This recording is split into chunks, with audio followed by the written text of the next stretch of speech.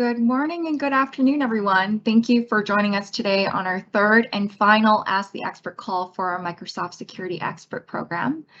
On this call, we are joined by a few guest speakers today. We are joined by our partner Alum in our previous Microsoft Expert program from 2020, Fulcrum Group, and an ISV Red Canary to bring some light to some of the best practices partners are choosing to support their customers in cybersecurity services and managed support.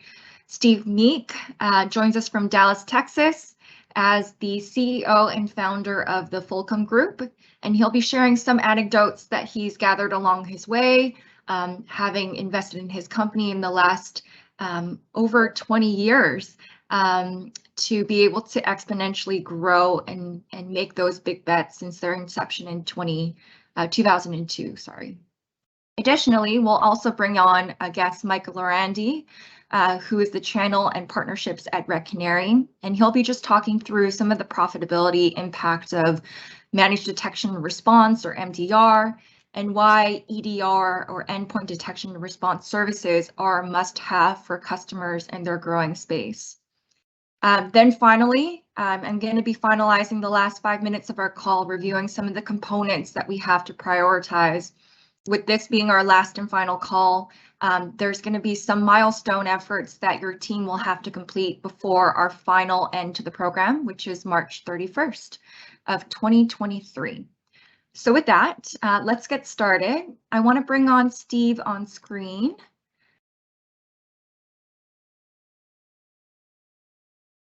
Steve. Hello. Good morning. How are you, sir? I'm doing fantastic on a beautiful day here in Texas. Amazing, amazing. So Steve, why don't we give the group a quick introduction about who you are and really how you got started in this industry? Oh, wow. Well, that goes back quite a ways. So I've been in consulting quite a while.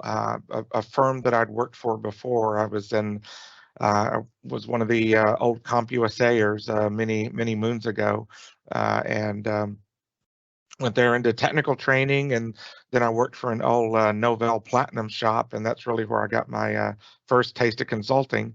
And my business partner was actually a partner with me in the prior company. And then when I chose to leave and start Fulcrum Group, he came along with me. So we've been battling together for 20 plus years with Fulcrum, and 5 years before that. So he's like my second longest relationship besides my wife. That's good. It's good to have two key partners in your life, right? Absolutely. Two people bossing me around. I know. Okay, but from a company viewpoint, tell me about your business, what types of services that you're offering, what kind of managed services, and how you made that pivot in that business model, a couple of years ago. Yeah, so I think probably like we may differ for some of the younger companies, but for most of the older companies, you probably started off as a reseller and got into projects, and we absolutely loved a good project. We've been a long time Cisco partner, and over the years have evolved, and it seems like in the past 5 to 10 years we keep moving more and more away from the traditional world of things, and with 20 people now.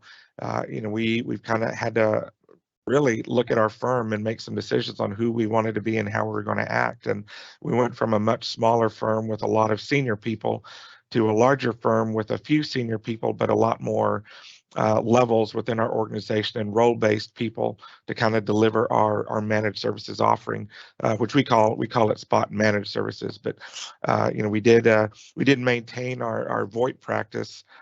We still do some projects around VoIP, partially because we also deliver some managed services to those VoIP solutions, typically based around Sangoma Switchvox.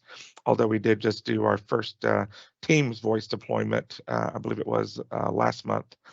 So we're kind of trying to get our feet wet, and really with the I think the logistics of the past couple of years, we really struggled with the fact that, we were a product driven organization. We had our managed services, but we really counted on projects that involved the resale of products to be successful. So when a lot of those products kind of got into short supply, we had to pivot into a lot more cloud and a lot of other things so that we could not just sell solutions, but also so that we could add our labor on top of things. That's amazing. And before I move on to the next question, this is a free-flowing conversation between Steve and I. But if there are questions that you want to ask Steve about his business, maybe some advice on how you can replicate something on your end, feel free to enter any questions that you want to ask Steve on the Q&A chat, and we can always input that into our dialogue. So Steve, you're talking about your managed services, right? And making some adjustments in your staff. Has that worked in your favor, adjusting to that managed service type model? How do you keep your customers engaged in now a recurring model rather than that project-based model that you've previously had in the past? So for us, a lot of it is engagement. We ascribe to True Methods, which is a sales and service framework in our industry, and part of that, embracing that particular methodology, you really have two strands of communication with the client. You've got your what we call a fractional CIO, who's engaged with your client, talking with them on business topics and understanding their operations, and engaging with their senior leadership and managers, and just able to understand a little bit more about what we really try and challenge our guys is learn the top processes in that particular client. If they're dependent on their sales process, then we need to understand how that works and what systems are related to it. But then we also have a technical resource that's visiting the site, comparing it against our checklist of items. And so you've got those two strands that are constantly engaged with the client, one more business oriented, one more technically oriented. But it creates more of that relationship that you sometimes lose in a managed services relationship, because if they don't see you every day, then they're like, what the heck is going on? We never see you. It's, well, yeah, because we're working hard on your stuff and trying to take care of things, but they don't see that. So sometimes it can kind of be a challenge. And we've got so many remote tools and remote capabilities that sometimes if we're out of sight, we're out of mind. Mm-hmm. And you've been a past partner within the Microsoft Expert Program, and one of the components of it is we introduce our partners to cybersecurity scans, CSAT scans, to see where the customer is in their security health, doing consistent, regular checkups, maybe quarterly, monthly, on additions that you've made to improve their health score. Have those security scans really helped you engage your customers? Is that something that you're currently using today to be front of mind with these?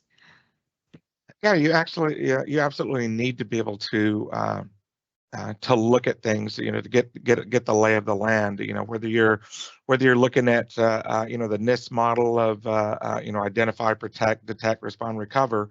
That you have to identify things. It's important to identify up front, and out of that, it's helpful to have low cost methodologies and tools and reports so you can get insight into the environment. And so we absolutely have, we're going to keep trying all kinds of different tools. We've used rapid fire tools. They're very solutions. QS Solutions, their QSAT report is probably a little bit more comprehensive than the other tools.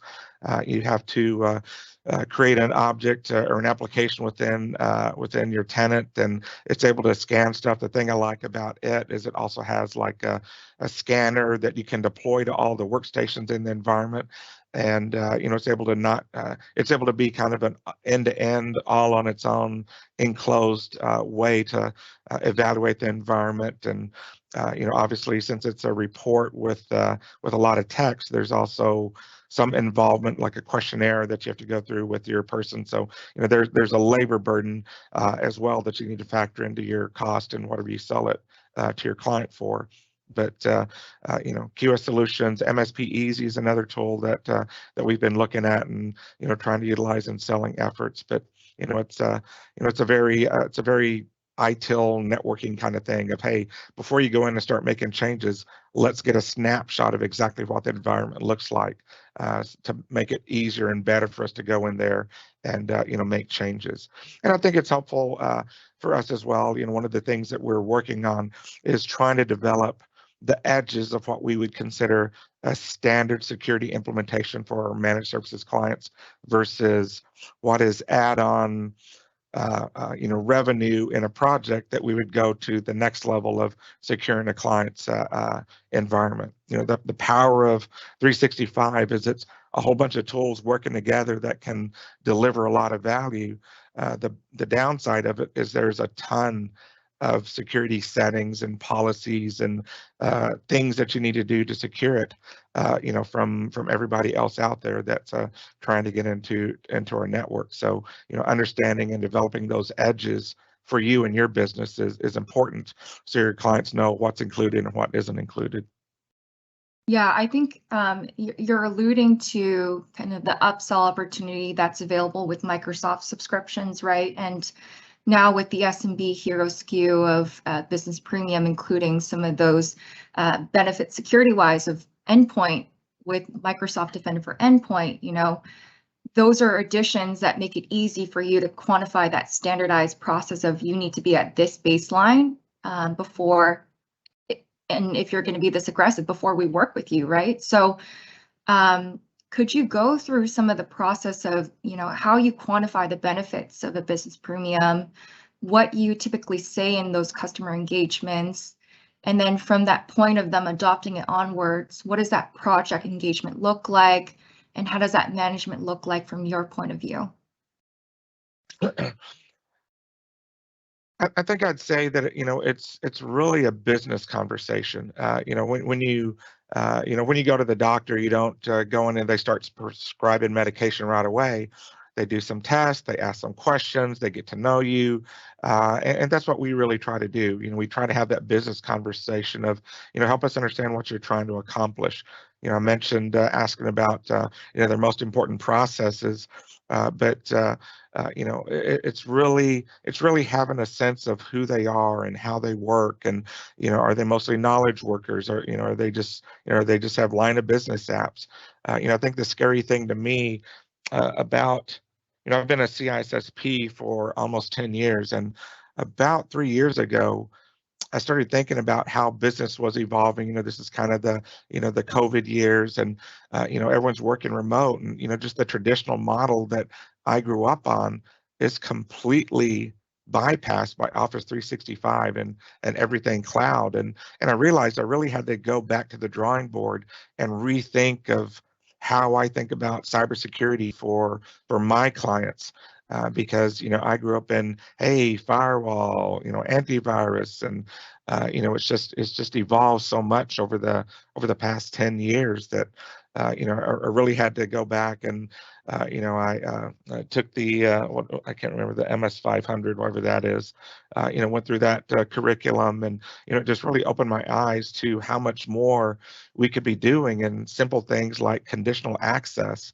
That's not just making users safer, but potentially making it easier for your people to have security, but still be able to log in and do their work and get access to things. And that's the challenge of a cloud technology like 365, is it's always evolving. And just like every single tool in our stack, once we deploy it, we're not going back necessarily and trying to improve it as much as we should, because we don't know about all the new features that come along. And so, aside from continually watching threat intelligence, we need to be continually looking at the tools and be part of programs like, I absolutely love the Teams channel that Ingram has, and going in and hearing the sessions on what's coming new, what's next, what's evolving, because it helps me realize that, hey, there's this opportunity for me to add this solution or enhance what we're currently giving to our clients and make it even better. It's built into the features, built into the what the client's already paying for, but it requires us to be aware of it so that we can configure it and take advantage of it for each and every client. Yeah, so constantly being in the know of what new features are available so that you can always be advising your customers on something that you can turn on of a subscription that they currently have. I think that's very important. So could you run me through, for a customer that is reluctant to change, maybe hasn't seen the full benefit of the technology that you're advising? What are some of the tool sets that you use to bring envisioning workshops or get them in to trial and see whether it's worthwhile for them to make that investment? What are some of those pre-sales tools that you use to really define the importance of focusing on technology, really? Yeah, so we've done a little bit in the way of demos, but we haven't quite gotten as far along as I'd like, in the envisioning workshops and all the pre-sales tools that Microsoft has. I think sometimes I think we get a little bit overwhelmed. I'm appreciative of what Ingram does because Microsoft sends us so much information. Trying to get someone to distill it down and help me work through the things has been one of our challenges. And thank goodness for Joey, putting up with my constant calls and emails and faxes and texts and everything else. Just having someone to help advocate with me and work through some of those kinds of things.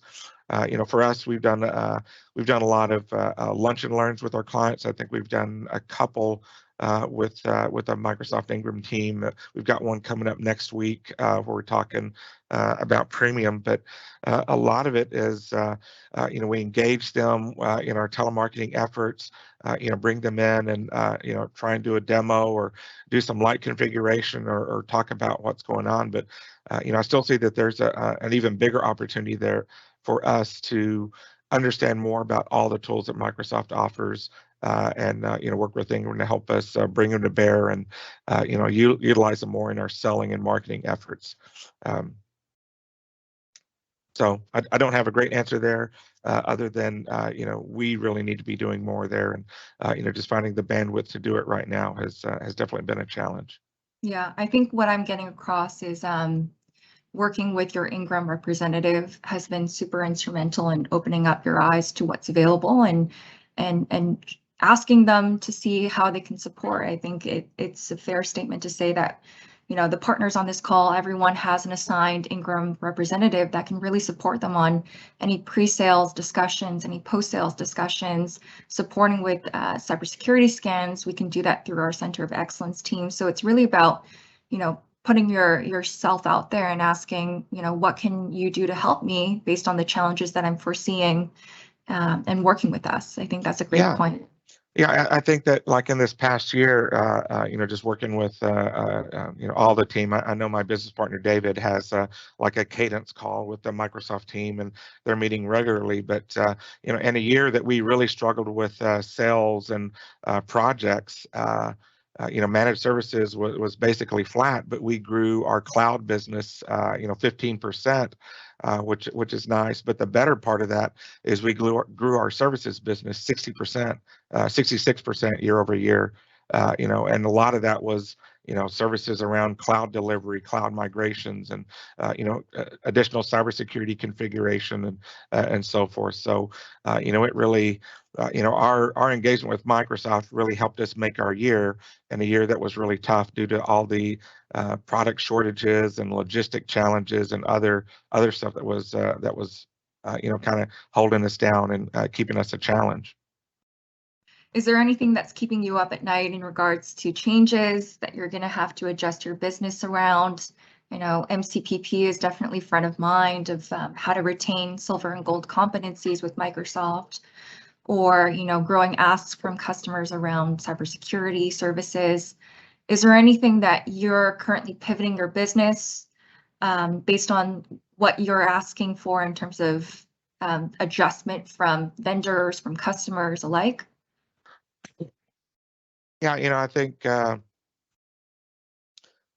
I think that, for us, the challenge is balancing what we think our clients need with what they're actually asking for at the time. It's a little chicken and the egg of trying to understand, how sometimes we can, as a solutions provider, chase something that our clients aren't ready for, and other times we mention it to them and they're like, "That's exactly what I'm looking for.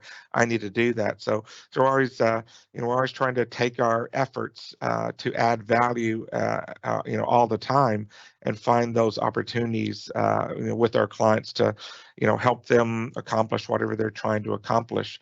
A couple of years ago, post COVID, when we're engaging with you guys, I think our first initiatives were, hey, we really need to get into, Microsoft team deployments and, become more comfortable with structure and design. And, that was good. It was extremely helpful for us, extremely helpful for some of our clients, but wasn't as much of a home run as we'd have liked. And so this past year, it really has been pivoting more into cybersecurity, focusing on, 365 as our networks continue to, our client networks continue to evolve with the times. We took someone from our team earlier this year and decided to make them our cloud expert. And so we just got her into, we've been running into a lot of issues with identity lately around Microsoft. So we got her into the Azure identity class, and have plans to keep getting her into additional cloud classes to kind of help bring that knowledge into our organization of things that we need to be doing better and securing more, and it's getting away from just hey, let's do a Office 365 migration, and it's more of how do we embrace MFA and self-service password reset more. We've been a little bit slower, pinning down the project and the scoping documents and all of those kinds of things for future deployments. And then next year, on my roadmap is we haven't gotten as far along as we want to in mobile device management. So we're looking at Intune and looking at autopilot, and we still run into so many challenges with PC setups for our clients. The imaging tools and other things that are out there. There's just so much work to maintain.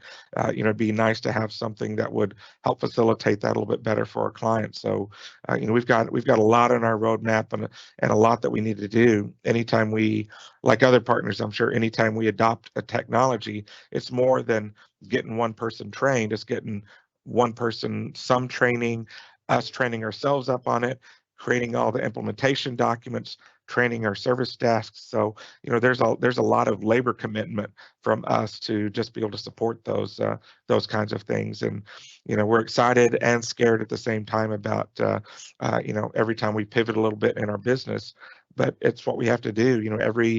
I joke with my business partner that every 2 to 3 years we're a slightly different organization because of us evolving with the times. But that's part of agility. You have to be able to evolve every few years if you're going to survive 20 plus years in this industry.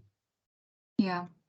So I think the trend is really, your customers are asking for greater security, greater utilization of the suites that they own around device protection, identity protection, and it's really just making sure that your company and your employees are geared up from a sales, from a technical standpoint, from a help desk standpoint, to support those customer demands in those areas so far, right? And even I would even say an education component. So in our marketing, we put a lot of content out around cybersecurity in our marketing, but we try and tone it down, make it a little bit more palatable to a business person, because convincing none of our clients would go, hey, we absolutely need cybersecurity unless they're bound by compliance.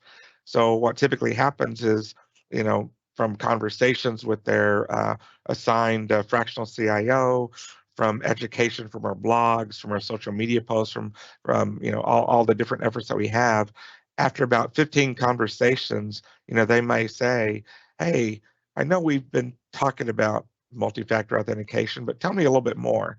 And so, it takes a I've been doing a lot of reading around cognitive biases, and the mind does these things to kind of protect people from having to focus on everything all the time, so it makes snap decisions about things. And so we really have to go out of our way to seed a lot of information to our clients and educate them before they're ready for some of the pivoting they need to do in their business. We're trying to get ahead of it by having it locked down as far as how we deploy it and manage it and those kinds of things. But it also takes a lot of effort to educate them to get to that point of being able to make that good decision in their own best interest. Yeah, and it's sometimes never just the CTO or the IT team that makes those decisions. It's an overall awareness of business-wise what you need to consider to make your employees happier and engaged with their organization, make technology easy rather than complicated. I think that's the end goal. Yeah, and I think even going back to the tool itself, Office 365, there's a lot of things that we do along the Protect stack of NIST, but there's conversation about left of boom and right of boom, and there's a lot more we need to do about the assessment, identification, tracking side of things for cybersecurity, as well as the tail end of what happens after there's a breach. Do we have the right logging in place? Can we detect it? Do we have a SIEM or Sentinel or whatever else? Do we have the things to respond and recover to what's going on? We put so much effort, and clients have spent so much on the Protect side of things and think that they're done because, hey, I've got this silo covered, but we don't talk enough about the other side of things. And to get real security or real protection, you really have to have more than just the Protect silo covered. Yeah, and seeing that the average cost of a breach could be anywhere from 250 million on average, right? It's something that you need to consider and hopefully wish that it doesn't happen, but with the rate of kind of cybercrime, it could be a high possibility these days if they're not fully protected. Absolutely, and even from our point of view, as a partner, cyber insurance, our managed services agreements, our everything that we do, if we don't have proof that, if we've got something that we're saying is a best practice, and we're not recommending it to every client, and there's not documentation, if someone gets breached and they don't have MFA, and there's no proof that we've provided or offered them MFA, there's potential there for risk. If we talk about, hey, on our website we talk about how we're cybersecurity experts and how we're standardized and all these kinds of things. It's there's a little bit of defense on our part as well, that we've got to be engage with our clients all the time about all the different cybersecurity options for them, and making sure that we're documenting the fact that, yes, we talked about it, but they weren't interested, or we gave them this quote, or whatever it happened to be, that we really have to protect ourselves as partners by being diligent and consistent in our cybersecurity offering to all of our clients, not just the top 5 who are more likely to spend on things. We need to make sure that we're getting that in front of all of our clients. Yeah. It's a basic due diligence of a partner taking on cybersecurity, which is a risk for your business, right? But it's a profitable risk, right? When you can engage that customer in that type of model. All right. Thank you so much, Steve, for your time today.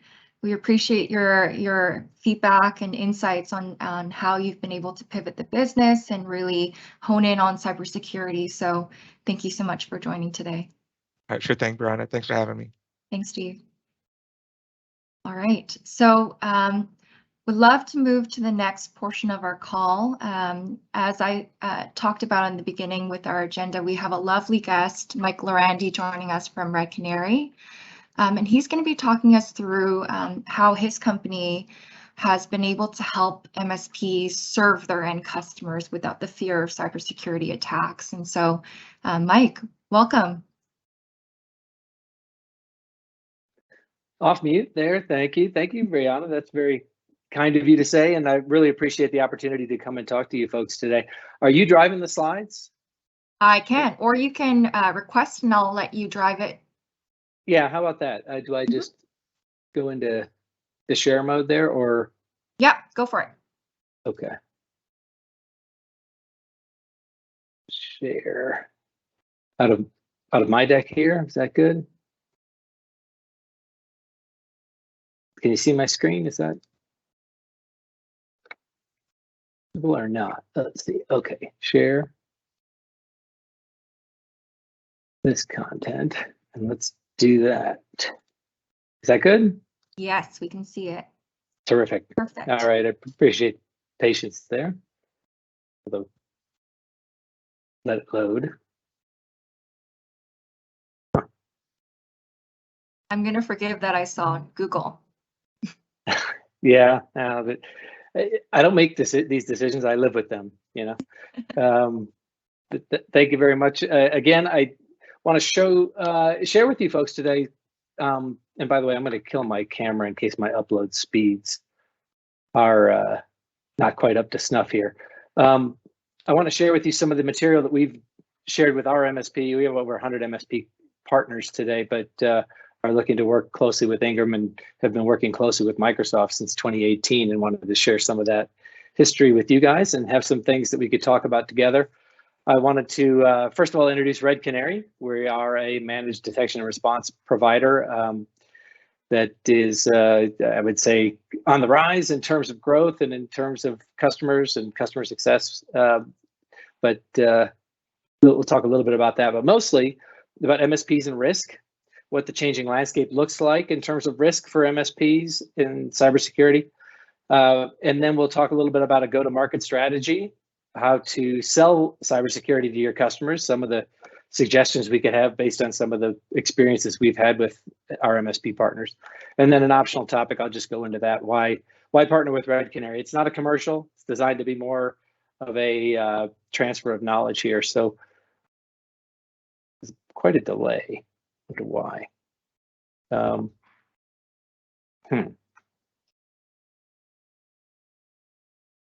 It's really odd.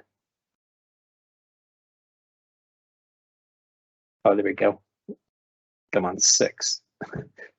My apologies there. All right, so Red Canary was created to provide, to basically help create a world where our customers get a chance to focus on their mission without fear of damage from cyber attack, and that goes for our MSP partners as well. We have an expanding partnership with Microsoft, like I said, that started in 2018. We began when Rob Lefferts, who runs the security program over at Microsoft, contacted our CEO and asked for help with what was then Microsoft ATP. And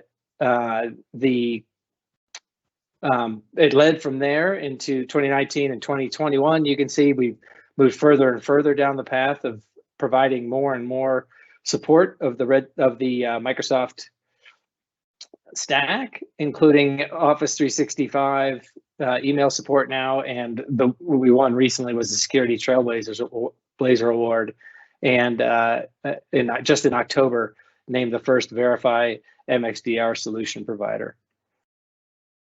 Sorry about that. I need to stop.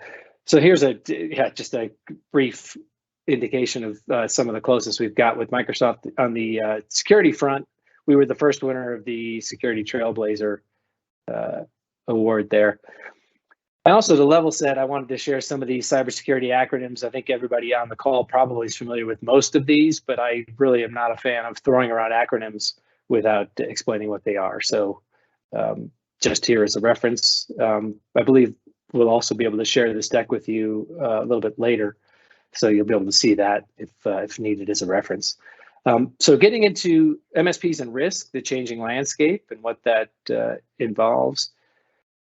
The topics that we're going to cover: where is that risk today? How are MSPs facing those security related challenges? What's in a modern stack in terms of what people are selling? Oftentimes when we talk to MSPs, they're selling quite a legacy stack that's simply like old school AV and things of that nature. And then we'll talk about why EDR is so critical and what MDR adds to EDR. what do fewer and confirmed threats look like, and then who else should you guys be looking to work with in terms of your security programs. So where's our higher risk with MSPs today? I think I overheard the Steve Meek previously talk about this a little bit, but there is an increased risk in terms of what MSPs have, because you're managing obviously the environments for dozens, if not a couple hundred customers, and that makes you quite a target for the bad folks out there in the cybersecurity landscape. And then the converse is that it's also quite a growth target. So MSSPs, the ones who are adding what we call that second S for security, are prepared to offer a higher level of security services with fully stacked 24/7. They're growing really at an alarming rate.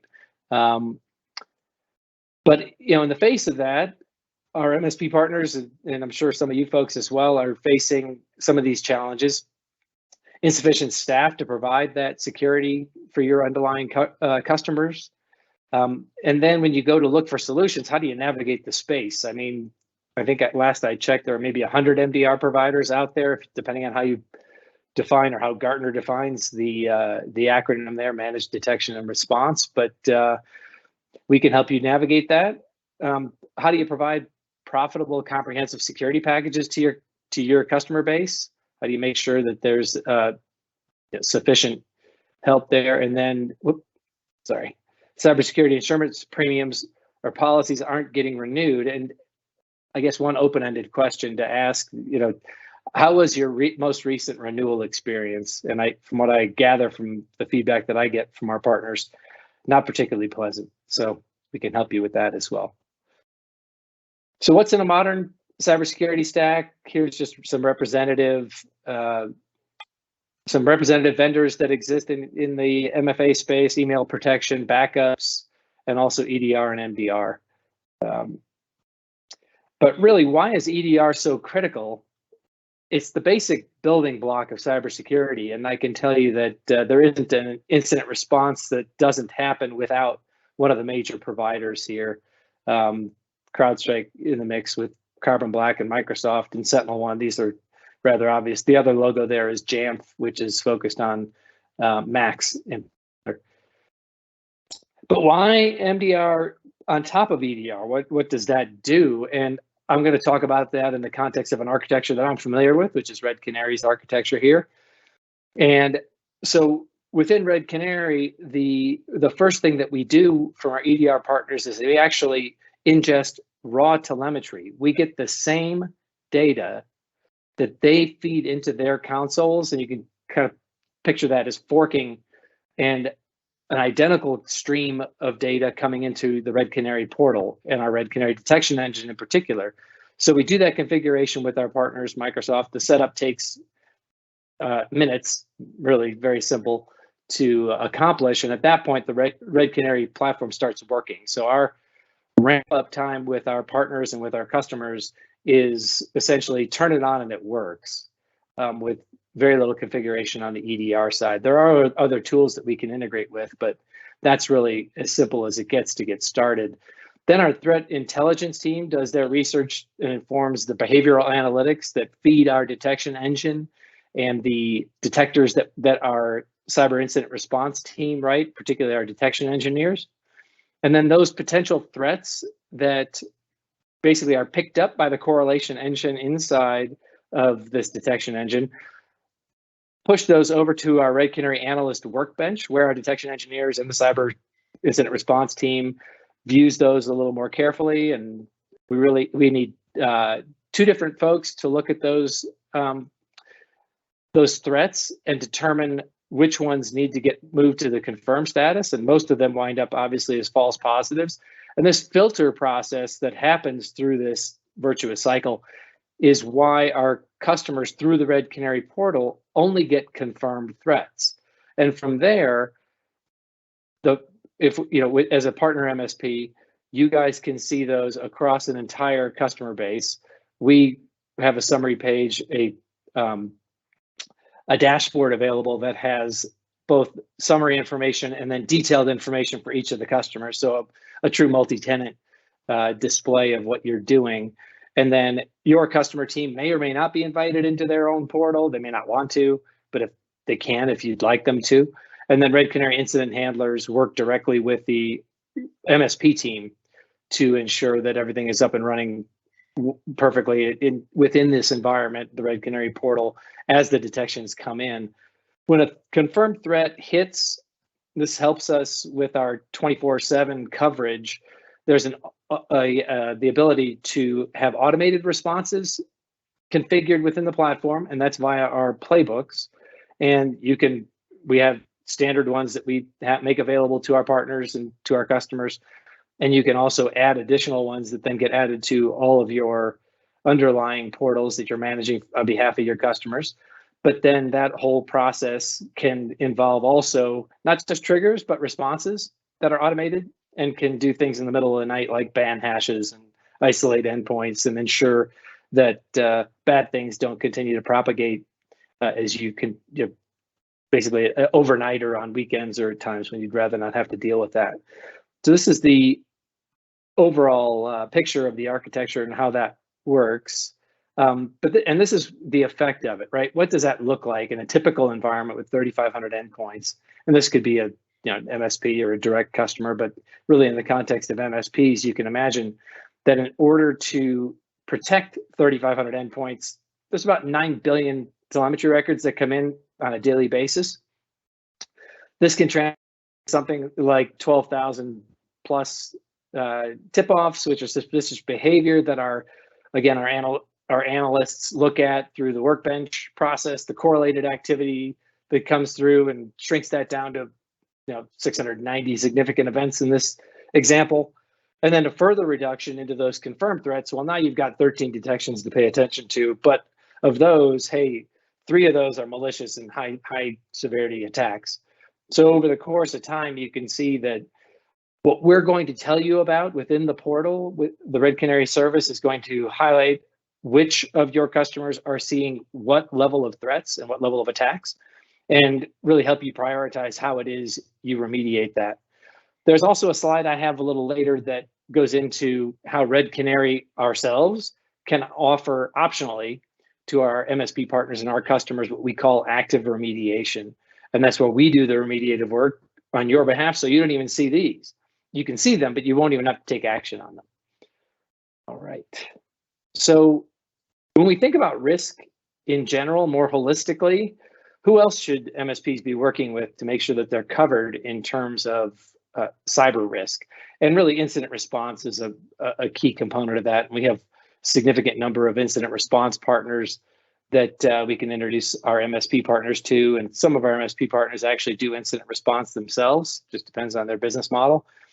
And then counterclockwise here on the insurance and risk front, that's both insurance carriers and brokers. And I'm sure all of you are working with an insurance broker who's acting as a risk advisor for your business.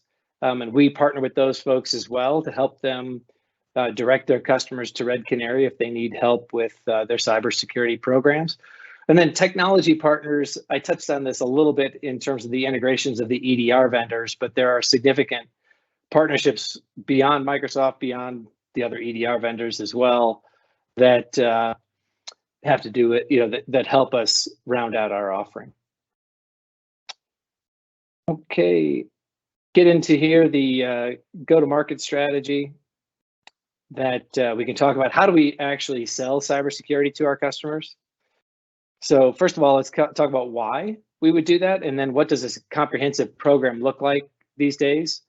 And then how do you provide world-class customer care? That's something that we often talk about with our MSPs. It's just philosophical, really, more often than that. How do we take and make sure they don't churn, make sure they stay happy, make sure that we've got things covered off in terms of the support workflows, et cetera.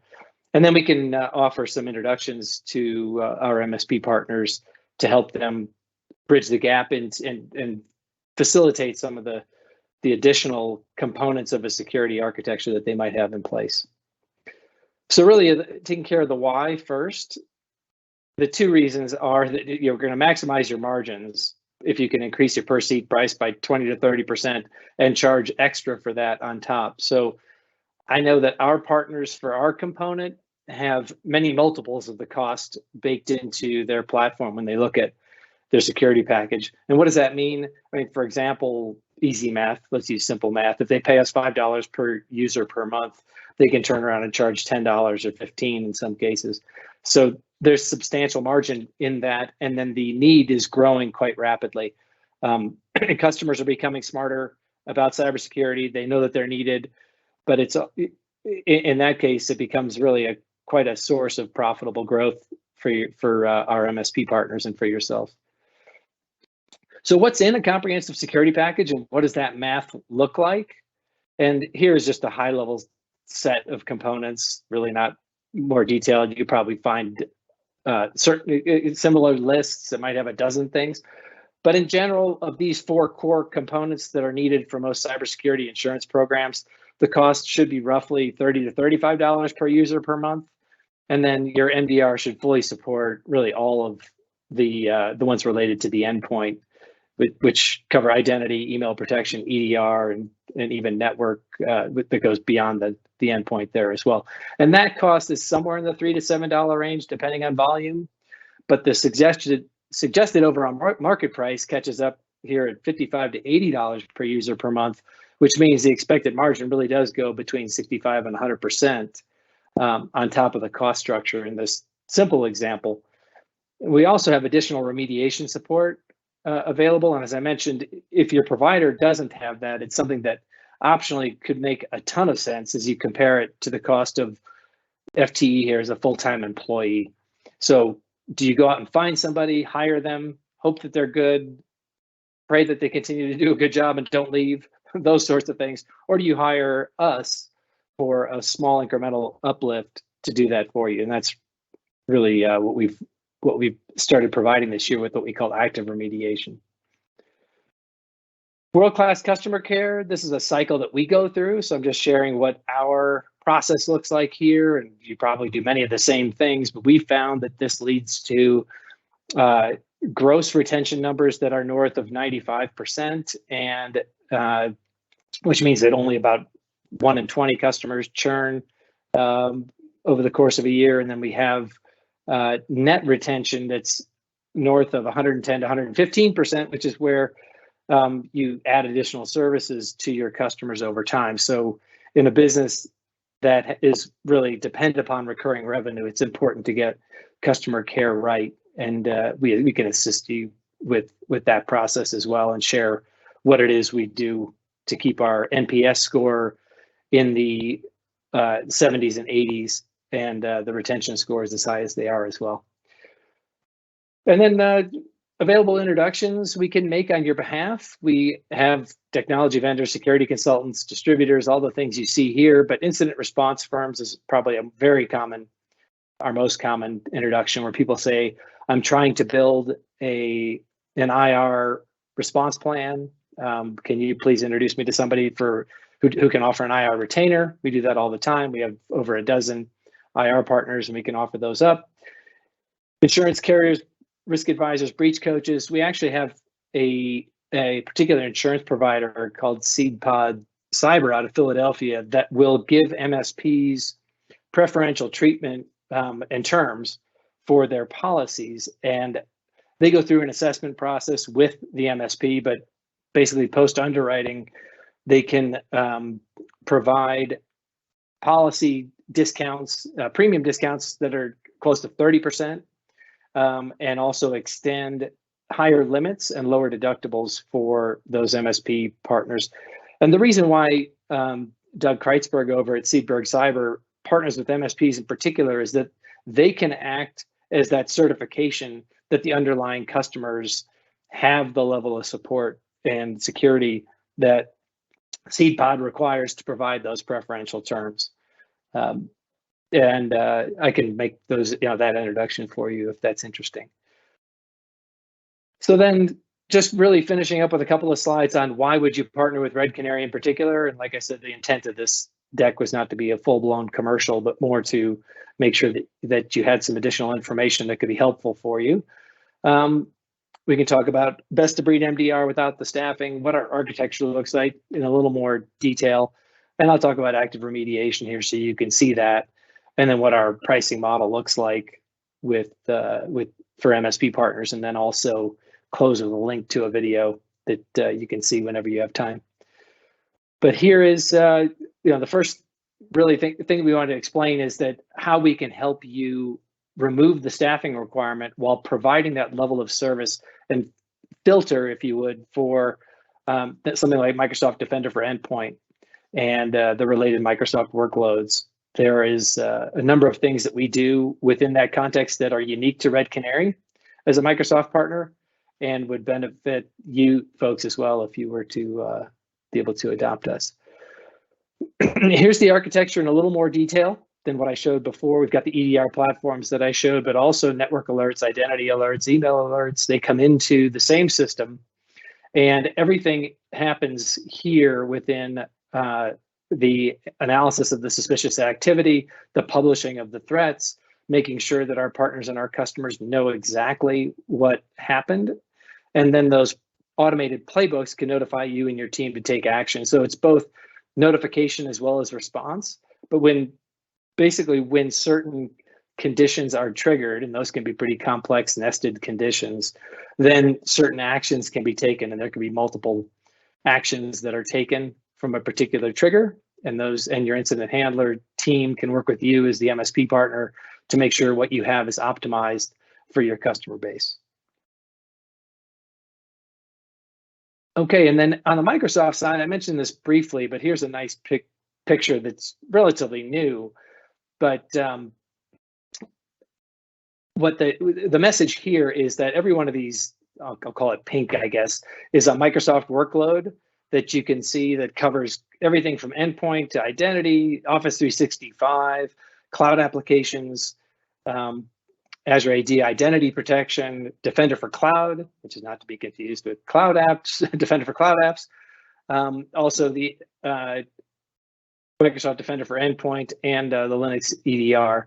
All of that comes in. And Microsoft Sentinel as well, we've got bidirectional support for that. So the blanket statement really is that in the Graph V2 environment, Red Canary can manage every single workload out of Microsoft. And that is a carte blanche statement that I'm not sure your MDR provider can say, but we do. And we do it based on our Microsoft, the strength of our Microsoft relationship, as I said, that's been in place for nearly 5 years now. So happy to talk in detail about these and have some technical experts who can talk you through that as well. Shoot, I think my screen froze. Hold on one second. There we go. All right, so our MSPs are tiered by size, and you can see what that looks like. And really where the tiers are super helpful is if you get above tier 4 and into tier 3 territory, above 1,500 endpoints. And I've highlighted a couple of the rows here in this chart that show those benefits. And predominantly, the benefit of being at that tier with Red Canary, and these are the Red Canary licenses, by the way, not just the entire fleet of your customer base. But the benefit of that is that we then get engaged and talk about go-to-market activity and go-to-market plans and how do we run that together with you. And then that designated partner account manager, that's what a PAM is, that dedicated support also triggers us to pass you referrals. So our MSP partners get referrals. I actually did one earlier today with an existing MSP, and that's either inbound customers that are below our direct customer minimum purchase, or can be a customer that's looking for a broader set of services than what we provide ourselves. And for example, if they have a SIM management requirement or log retention needs that we don't provide ourselves, we can then pass that customer over to an MSP that is powered by Red Canary, and they can provide that whole comprehensive service for the underlying customer. Like I said, that's been very successful and a successful way to grow our partners' business together. So in close, I'm not going to click on the link here, but there is an on-demand video. It takes, I think, about 11 minutes if you look at the whole thing. So that's how you can see a demo. And that's also available if you just go straight to the Red Canary website and click on that link.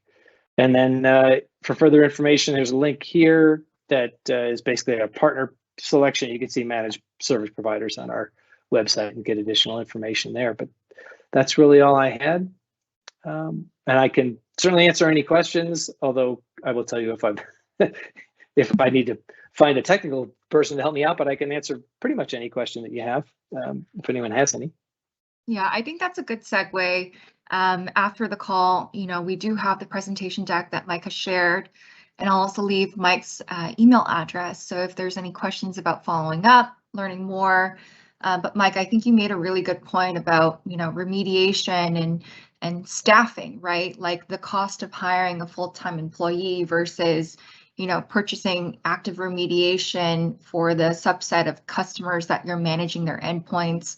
It's a good point to pause and say, before we make that investment and quantify a full-time employee, maybe it's best to see how we can outsource that. And if it gets to the point where we're exceeding, the average cost of a full-time employee, we can make that pivot, but at least there's a step-up approach of, making that decision, but still having that service available in the meantime. Yeah, that's a great point, Brianna. Thank you. And to give you a sense of the price point with active remediation, if you're looking at, an environment that has, let's just say 1,000 endpoints that you wanted covered with Red Canary doing the remediation work on your behalf, the annual cost of that is under $50,000, which is, super cheap compared to a full-time employee, obviously. But that's where that the remediation activity associated with the Red Canary portal is something that would be covered by somebody who is an expert, because they're basically inside of Red Canary. So yeah, especially thank with you for that. Just the cost of training and skilling, right? And the skilling shortage, I think it's super important to highlight. Yes, exactly. And by the way, we're coming up on the 3-year anniversary with our first design partner that we had when we launched our MSP program. And I don't need to mention the name, but they're just a really great group of folks. They're up to 3,000 endpoints. They started with us as they were looking to add that second S for security, and now have 31 employees, have grown the business explosively, and really it's been fun to watch. So really there is a success story there, and would love to work with you guys to help continue that. Amazing. Well, I'll leave your email, but thank you so much for your time, Mike, and reviewing kind of what Red Canary can do to support our partners. Sure. Well, I really appreciate the opportunity again, Brianna, and looking forward to helping you folks out wherever it makes sense. Have a great day. Cheers. Thanks, Mike. So before we close, just a quick review of some of the milestones and activities that we'd ask our partners to continue engaging after our final call is, there's a list of about 5 items that if you've done it, great. It's more about focusing on the certification side, the delivery side of the SMB workshop. But if you haven't already, make sure that you schedule and complete your business plan with your dedicated Ingram Micro representative. In this call, we can align what kind of goals you want to set, what are the skills gaps that we have with MCPP of the goals and aspirations that you have, and then just gathering some of your technical teams' email addresses to gather Pluralsight licenses for that on-demand training where they can get Microsoft certified and more. There's a lot more to be offered on that portal. And then also exam vouchers. We have tons to provide to our partners. So it's all about requesting how many you need, for whom you need it for. These exam vouchers will be expiring on December 31st of this year, but you can still use them to preemptively schedule dates in 2023. So please make sure that you request those if needed for your technical staff. And then focus on getting certified, taking those exams, and working with our Center of Excellence team to really offer out those complimentary quick scans that we can provide to your customers, and seeing how we can engage and work with you to deliver an SMB workshop before that March 31st timeline. So thank you again, everyone. It's been a pleasure speaking to you today, but good luck with everything that's for the rest of the year. And also, we look forward to seeing you in 2023. Thank you so much. Cheers.